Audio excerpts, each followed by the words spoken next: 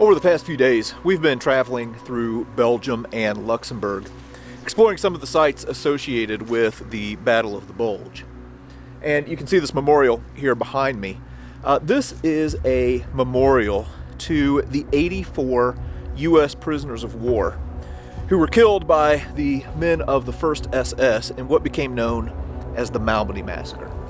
The Malmedy Massacre occurred on December 17th of 1944, and word of it quickly spread among U.S. troops and really kind of became the catalyst for kind of a take-no-prisoners attitude amongst U.S. soldiers towards the SS. But there was another massacre that occurred on that very same day, not too far from here, the details of which was largely unknown for decades. That massacre occurred at a town called Wereth.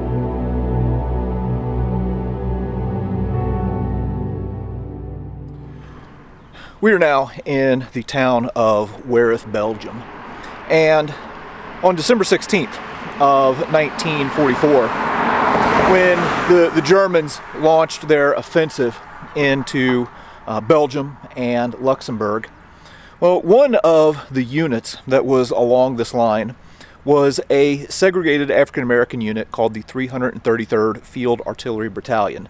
They were in the area of Schönberg, supporting the 106th Infantry Division, which was going to get completely smashed in those first few days of the offensive.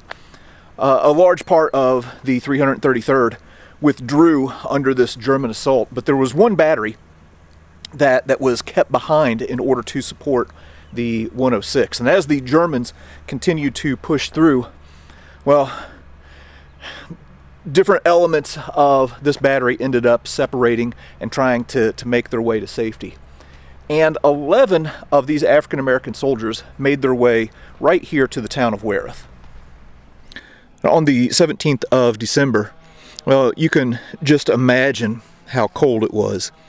And these 11 men made their way about 10 miles from Schönberg here to Wereth. And in this house right here, there was a family called the Langer family. And these 11 men show up to this house, and this family welcomed them in. And the soldiers tried to pay them some money, and the family refused and said, hang on to it, you might need it at a later time. And they sat down at a table in the dining room of this house. There were 6 children in the house as well. And unfortunately, there was a German sympathizer in the town that had seen these men entering in, and they went and found some SS soldiers from the 1st SS Panzer Division and informed them that there were some black soldiers who had entered into this home. So there was a knock at the door, and then what became known as the Wereth 11 were escorted out and then were marched about 900 yards off in this direction where they were executed. At the time that I am filming this, it is the 80th anniversary of the Battle of the Bulge. We're here with Andrew Biggio, author of The Rifle and The Rifle 2, and 5 veterans of the Second World War. One of those veterans is a man by the name of Lewis Brown. Lewis Brown served in a segregated unit during World War II. He was here during the Battle of the Bulge, and we wanted to bring him here today because inside is the original table that was here when the Wereth 11 were here. They were sitting around it when the SS came and apprehended them. And Lewis might very well be the last African American veteran to visit this place.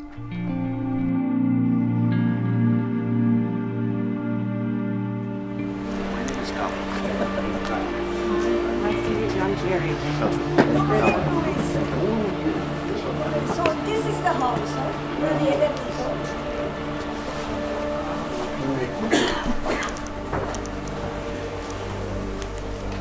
Yeah. Please sit down. This is the table where the soldiers had their last meal. This is exact the table. Please sit down. You want to sit down? Yeah, you want to sit down. You sit over here.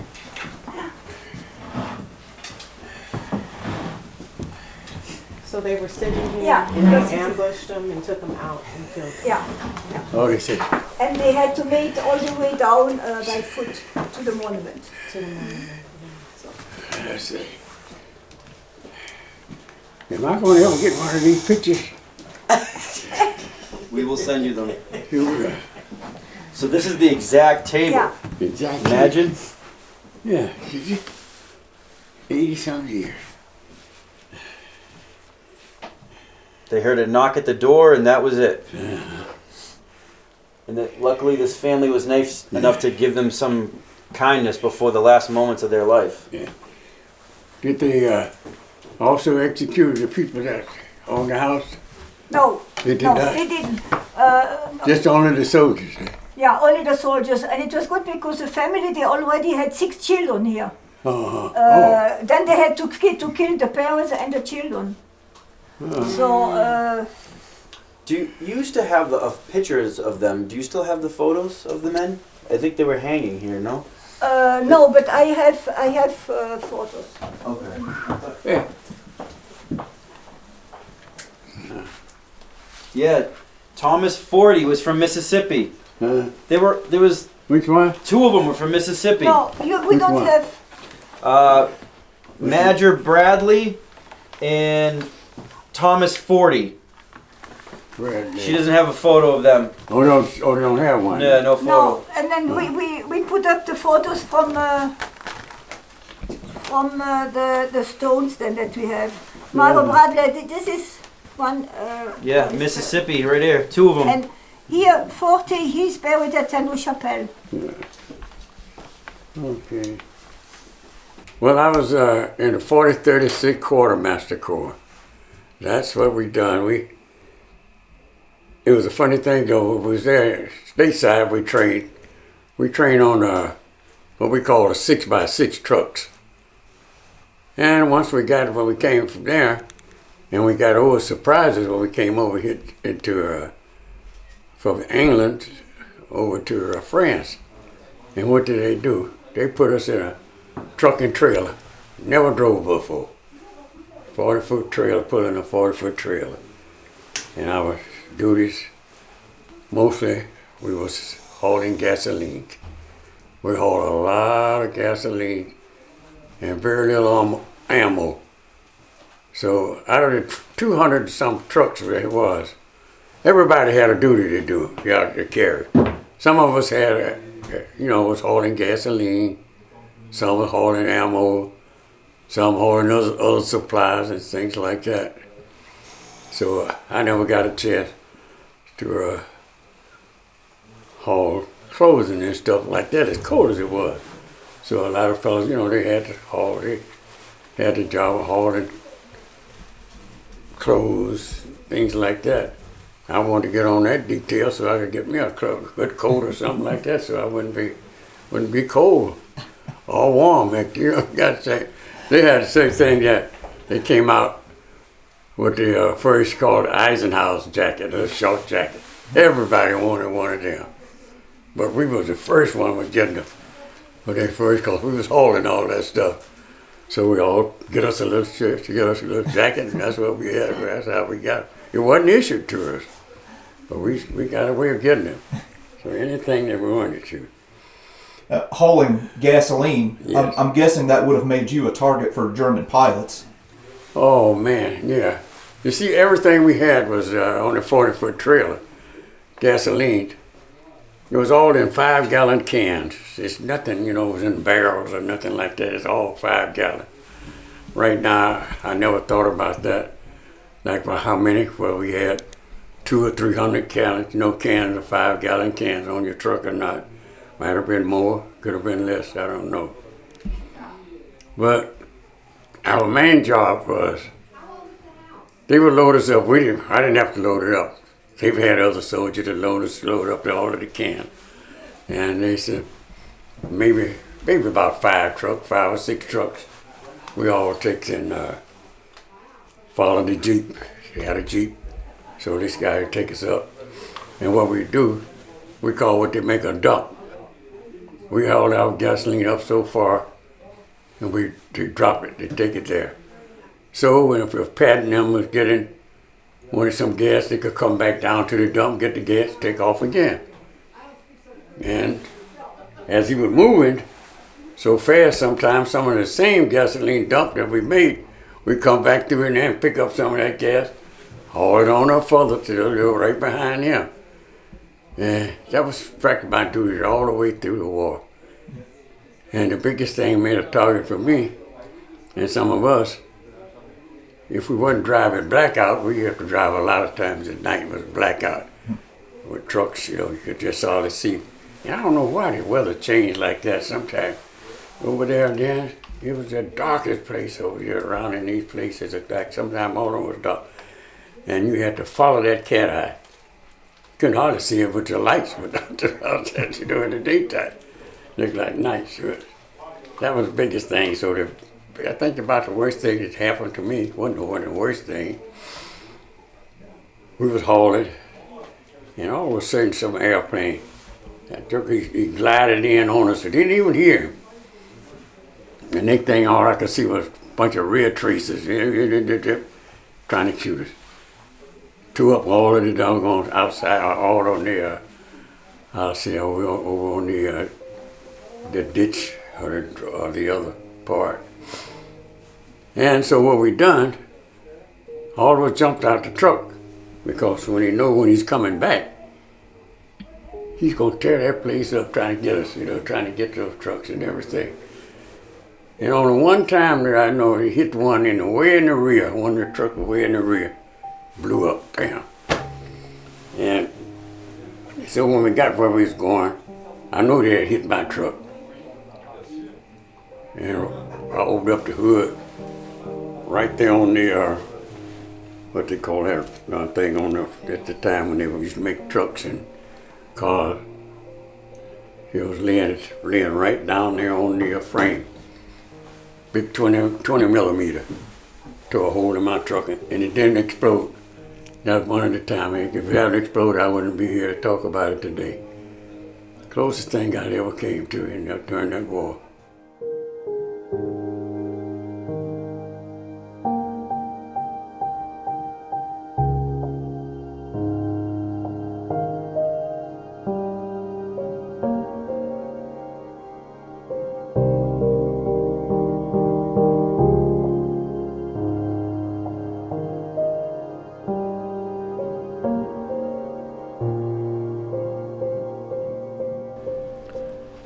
All right, we've moved just down the road a little bit, and just outside of Wereth, about 900, 1,000 yards from the house, is the site where the men of the Wereth 11 were brought by the SS to be executed. When they were discovered in February, so the murder of course happens on December 17th, when they were discovered in February, there was evidence that these men had not just been shot and murdered, but had been brutally tortured beforehand. And we are right here at the site of the massacre, which now is the home to a memorial for the Wereth 11. And Lewis Brown is likely going to be the last African American veteran to visit this site. Right. Mm-hmm. So, I'm going to give them a few minutes, but I was going to walk up here with you first so you could tell him a little bit about it, and then I'll have the rest of the group come out. So. Presented in the National World War II Museum in New Orleans. So, this is the exact location where these 11 men from the segregated unit, the 333rd Field Artillery Battalion, were executed. Right here? Right here. And It's one of the only monuments in Europe solely dedicated to African American veterans who served here in World War II. And this is their names right here.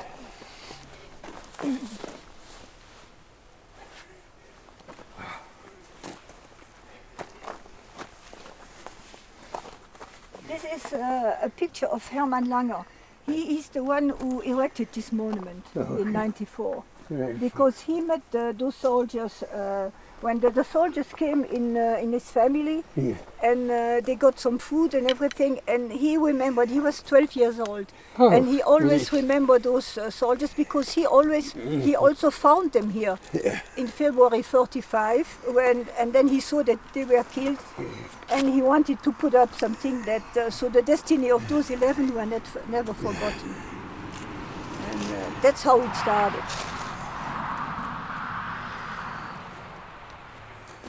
So it says right here, on December 17th, 11 African soldiers of the 333rd Field Artillery Battalion were captured and massacred here by the SS. On this site is dedicated to all black soldiers of World War II. One of the only monuments dedicated solely to black soldiers. Here in France? In Belgium, here, in Europe. Yeah, your phone. Camera, over there. And I'm going to put it on photo for you. I think you got it. So Louis, what I think is important that maybe you I'm listening. Yep. All the Germans give us is propaganda. You more likely than not will be the last black World War II veteran to visit this site ever again. Me? You really? Oh, yeah. So today's a very historic day. I mean, I hope more black veterans get to visit this, but more likely than not, it's the 80th anniversary, and you're the only black veteran here. So, Wow. and this is actually why, one of the main reasons why I wanted you to come, so we could represent what you guys went through in segregated units. Yes, okay, thank you. Yeah. Could I get I've seen they made movies of this and everything. I've seen about, heard about it and read about it. But I'm so glad I was able to see it.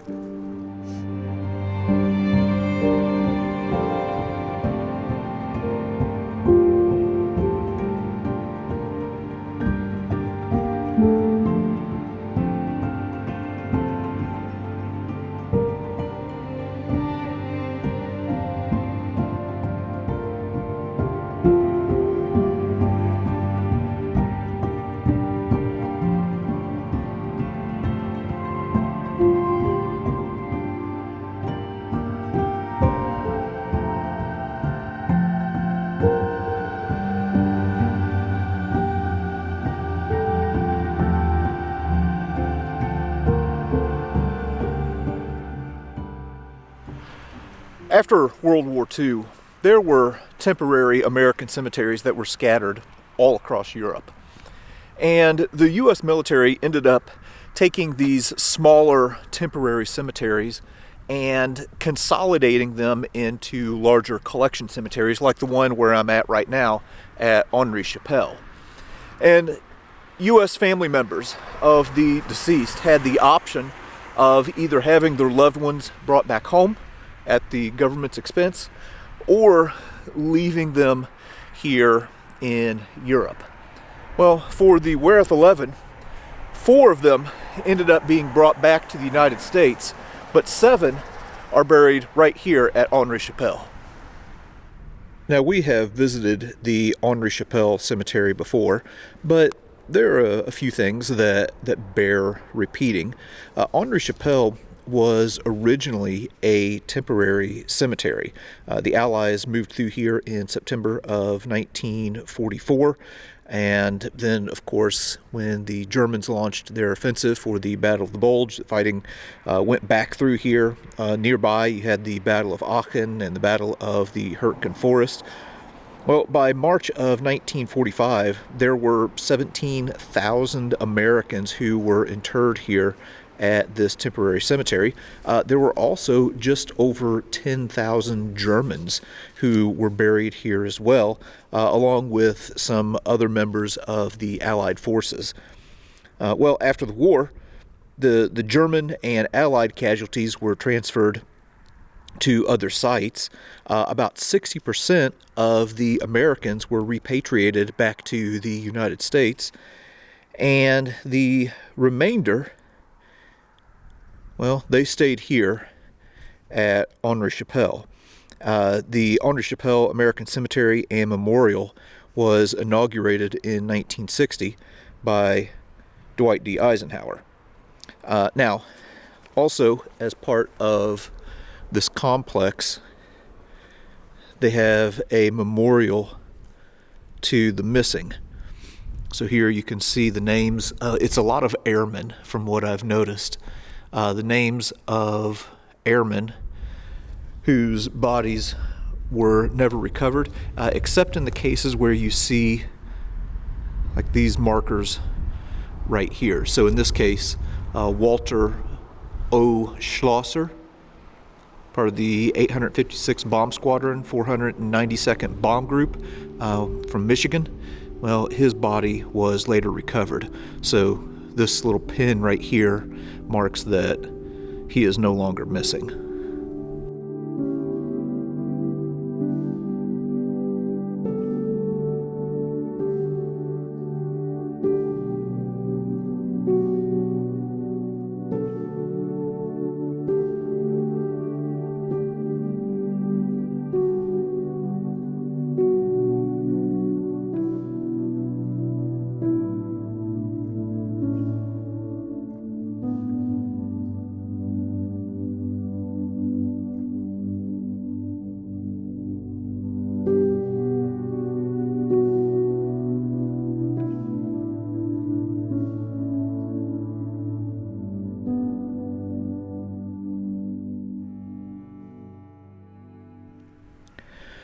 Here among the 7,987 headstones in this cemetery is a headstone with the name James A. Stewart etched into it. There you can see 333rd Field Artillery Battalion from West Virginia.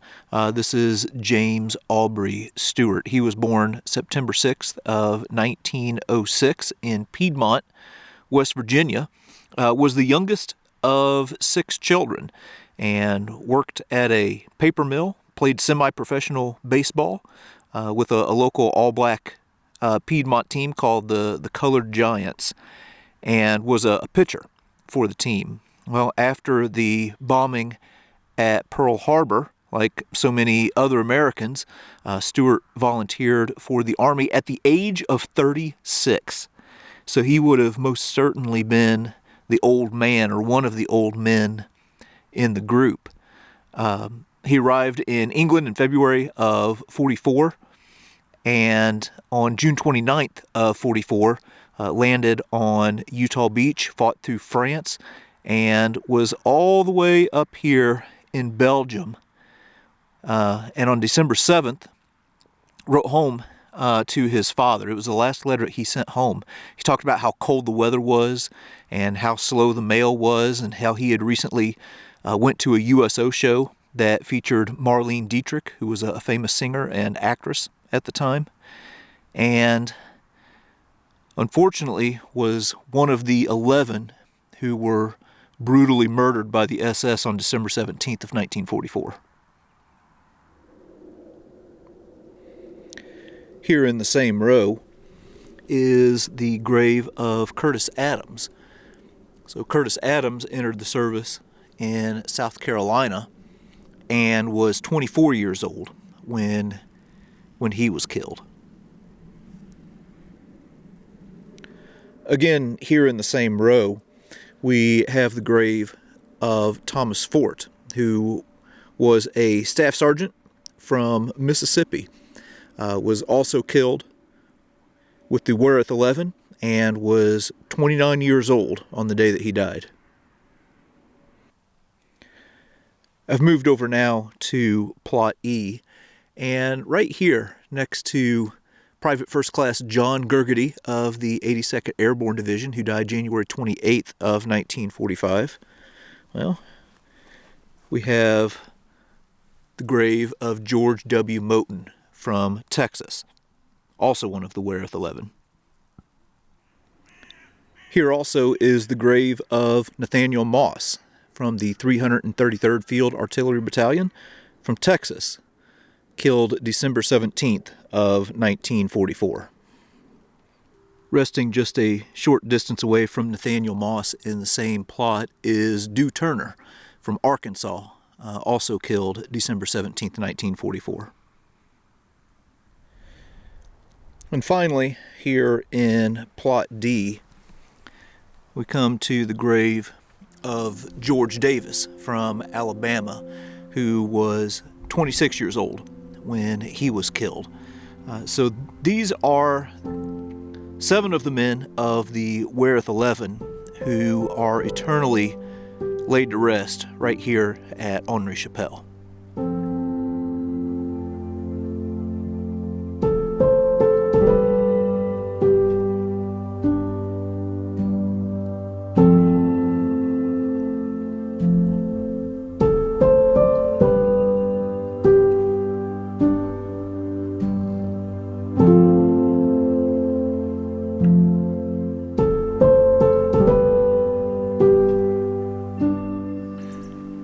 We've now moved to the back of the cemetery, and here beneath the American flag, well, on this wall are inscribed the words, "In honored memory of those who gave their lives for their country."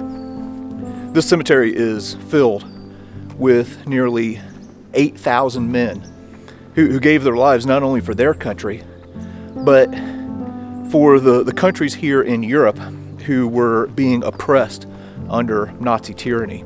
The men of the Wereth 11, in many cases volunteered, men like James Stewart, in spite of the fact that they were being denied their own full freedoms at home. But they believed in something bigger than themselves. And they came over here and they fought for democracy, they fought for freedom. And on December 17th of 1944, paid the ultimate price.